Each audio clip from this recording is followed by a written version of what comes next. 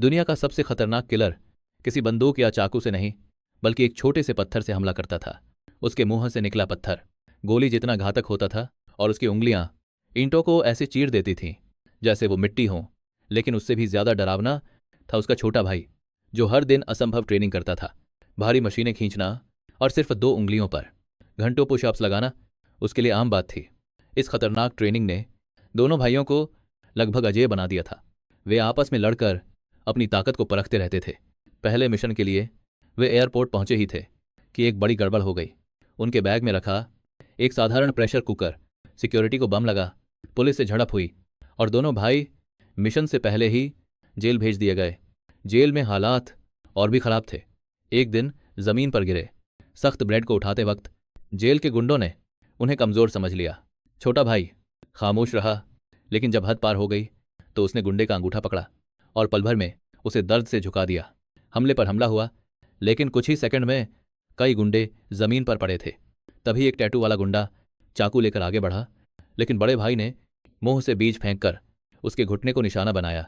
छोटा भाई आखिरी वार करने ही वाला था कि बड़े भाई ने उसे रोक लिया, वरना वो आदमी आज जिंदा नहीं बचता। दरअसल दोनों भाई एक अमेरिकी माफिया के लिए एक हत्या मिशन पर आए थे। टारगेट था एक रियलिटी शो की जज शाओमेई। उसी एयरपोर्ट पर उनकी मुलाकात हुई 2 ऐसे सिंगर से जो दिखने में बिल्कुल उन्हीं जैसे थे, चॉपस्टिक ब्रदर्स। गलतफहमी में माफिया ने सिंगर्स को असली किलर समझ लिया, लेकिन सच्चाई सामने आते ही एक नया प्लान बना। चॉपस्टिक ब्रदर्स ने वकील की मदद से किलर भाइयों को जेल से बाहर निकाला। एहसान के बदले किलर भाइयों ने उनका साथ देने का फैसला किया। फाइनल शो के दिन स्टेज पर चॉपस्टिक ब्रदर्स किलर बनकर परफॉर्म कर रहे थे और असली किलर बैकस्टेज सिंगर बने खड़े थे। जैसे ही माफिया ने हमला करने का आदेश दिया, चारों ने पल भर में अपनी पहचान बदल ली।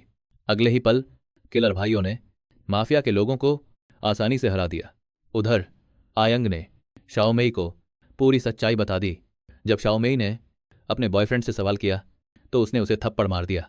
ये देखकर आयंग खुद को रोक नहीं पाया, लेकिन उसे भी जमीन पर गिरा दिया गया। गुस्से में आयंग लोहे की पाइप उठाने ही वाला था कि आली ने उसे झुकने को कहा। अगले ही सेकंड गोली चली और माफिया सरगना अपने ही जाल में फंस गया। आखिरकार किलर भाइयों ने अपना सम्मान वापस पाया और चॉपस्टिक ब्रदर्स घर लौटकर एक शांत